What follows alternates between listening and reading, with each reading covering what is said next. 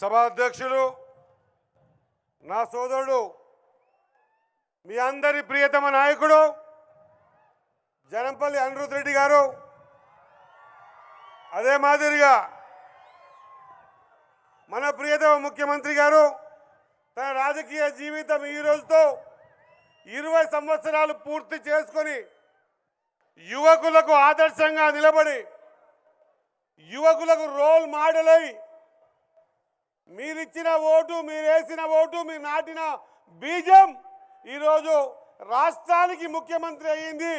రాష్ట్రానికి ముఖ్యమంత్రి అయిన ఎవరు కూడా నేను ఎక్కడికంచి రాజకీయం స్టార్ట్ చేశానో అక్కడ కృతజ్ఞతతో సభ పెట్టుకుందామని ఎవరికి ఆలోచన రాదు.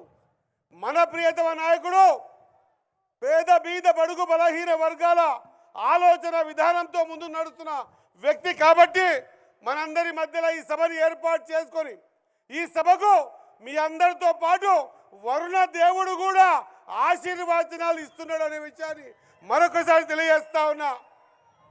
అదే మాదిరిగా డిప్యూటీ సీఎం గారు, నా సహచర మంత్రులు, వేదిక మీద ఉన్న ఎమ్మెల్యేలు, కార్పొరేషన్ చైర్మన్లు, ముఖ్య నాయకులు, మన జడ్చర్ల నియోజకవర్గ నాయకులు, ఇక్కడికి వచ్చేసినటువంటి సోదర సోదరీమణులారా, ఒక్కడి గుర్తుపెట్టుకోవాలి. ఈరోజు అనిరుద్ రెడ్డి ఏదైతే చెప్పిండో ఈ విధంగా జడ్చర్ల ఒక్కటే కాదు, ఈ రాష్ట్రంలో ప్రతి నియోజకవర్గానికి తనదైన శైలిలో తను ఏ ఆలోచనతో రాజకీయాలకు వచ్చాడో, ఏ రాజకీయాలకు వచ్చి ఈ రాష్ట్రానికి సంబంధించిన ప్రతి అంశాన్ని గుర్తుపెట్టుకొని పని చేస్తూ ఉన్నాడో, ఈ పని చేస్తున్న విధానం పట్ల 20 సంవత్సరాలుగా రాజకీయాలలో ఎన్ని ఒడిదుడుకులున్నా, ఒత్తిళ్లున్నా, కొంతమంది పనిగట్టుకొని పనికి మాలిన మాట్లాడిన మాటలు అన్నా కూడా ఈ రాష్ట్రంలో యువత కానీ, వ్యవసాయం కానీ, విద్య కానీ ఇవన్నింటినీ కూడా ఒక స్థాయిలో తీసుకుపోవాలనే ఉద్దేశంతో మనందరికీ ఆదర్శప్రాయంగా నిలిచిన మన రేవంత్ అన్న 20 సంవత్సరాలు పూర్తి చేసుకున్న సందర్భంలో రాజకీయం ద్వారా ఈ రాష్ట్రంలో ఉన్న ప్రతి అంశాన్ని పరుగులు పెట్టించే విధంగా తీసుకుపోతున్నాడు. కాబట్టి మనమందరం కూడా ఆలోచన చేయాలి.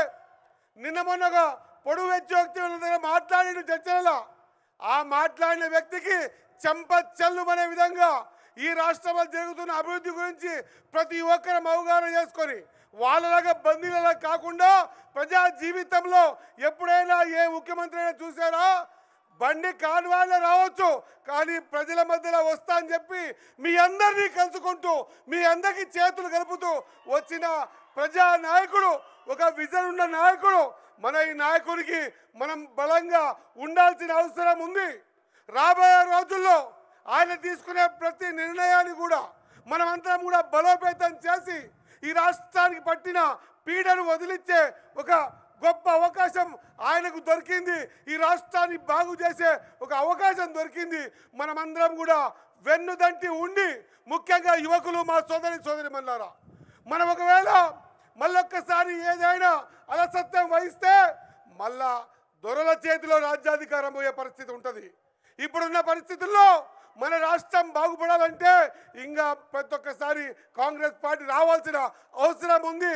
మీలాగా అన్నా మేము ఈ 20 సంవత్సరాలు పూర్తి చేసుకున్నటువంటి ఈ శుభ సందర్భాన మీరు రాజకీయ పరంగా నిర్ణయాలు తీసుకోండి. మేమందరం కూడా ఒక్క మిర్జిలే కాదు, జడ్చలనే కాదు, యావత్ తెలంగాణ ఎంబడంతా మీ ఎంబడి ఉంటామని మరొకసారి గట్టిగా మీరందరూ కూడా చెయ్యెత్తి రేవంత్ నాయకత్వం, రేవంత్ రెడ్డి